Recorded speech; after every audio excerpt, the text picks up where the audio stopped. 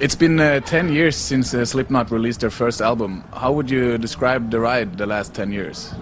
You know, it's been really pretty cool, man. You know, way more than I could ever expect. You know what I mean? Like when we started the band, and you know, we never thought we would ever get to like this level that we're at. And you know, I mean, I was happy doing the band, just playing in bars, you know, in Iowa, and to be able to travel the world and actually make a living from doing it. You know, like I actually pay my bills by doing this.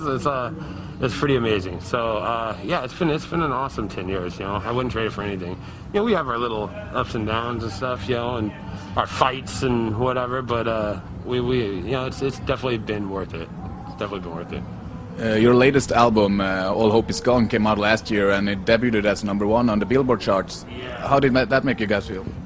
That was amazing too, because you know, I mean, we've it's weird. It's like our every record after the first one, the second record, Iowa, came out, and it was like #3.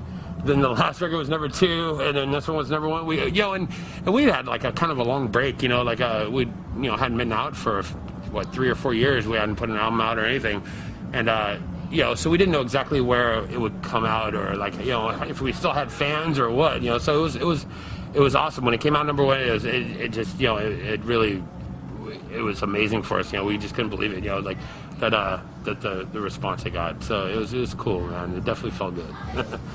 You are 9 guys in the band. Do you have to fight for the space on the stage? You know, we used to, yeah, a lot. You know, I mean, there was. In the beginning, there was a lot of shows. I mean, there were shows that we, you know, when we were open up, we would have to like open up for bands, and they would leave all their gear up.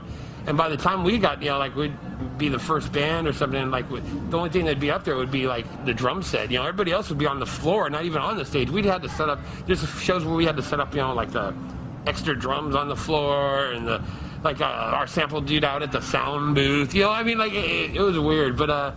You know, the stages have gotten bigger now, so not so much anymore fighting, but I mean, you know, it's definitely gotten a little bit more roomy. But yeah, in the beginning, we definitely fought a lot about where, you know, stage was, and or the stage would be like so small, and the drums would like go right to the edge, so like you'd have half the band on one side, half the band on the other. You know, you couldn't go across or anything. So, but it's definitely got a little bit more roomy now. So, out of all 9 of you, who is the biggest boss? Biggest boss, probably all 9 of us, you know, like everybody thinks in their own head they're the biggest boss, you know, but we don't make any decisions without everybody being involved. So, you know, it's like, it's kind of like, well, I'm glad, you know, it's 9 instead of 8 or 10, because, you know, we can, like, if it's something that like we're vote, you know, we will just vote on it, you know. And if 5 people say yes, then the other 4 are bumming. But you know, whatever, you know, if it was 8 and 8, I think it'd probably come to fistfights, you know. But I don't know. Yeah. You guys are famous for your masks. What's the reason behind them? When we started, it was just a kind of a joke, you know. It was like we had a show. We're like, oh, you know, what do you want to do for the show? We didn't even have a name for the band at the time, you know, and so we came up with a name. We were like, oh, you know, and actually, the clown was, you know, he would wear this mask during practice, and like we were just, you know, in the basement jamming, and we're like, you know, we're like, let's try that at a show, and so we tried it at the first show, and it was weird because we came in the front door, like we had all our stuff set up.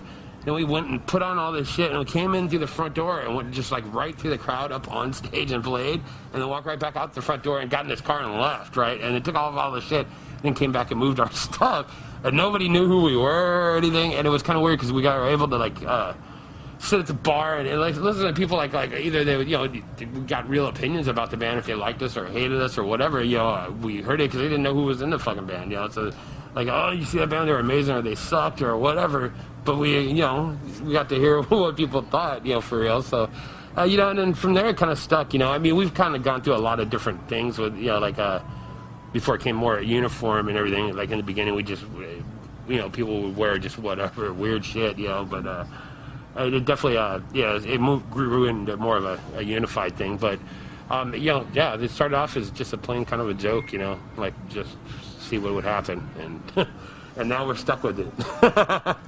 So Well, thank you very much, and have fun at Hobie Festival. Definitely. It's going to be awesome. I can't wait to get out there, so it's going to be good.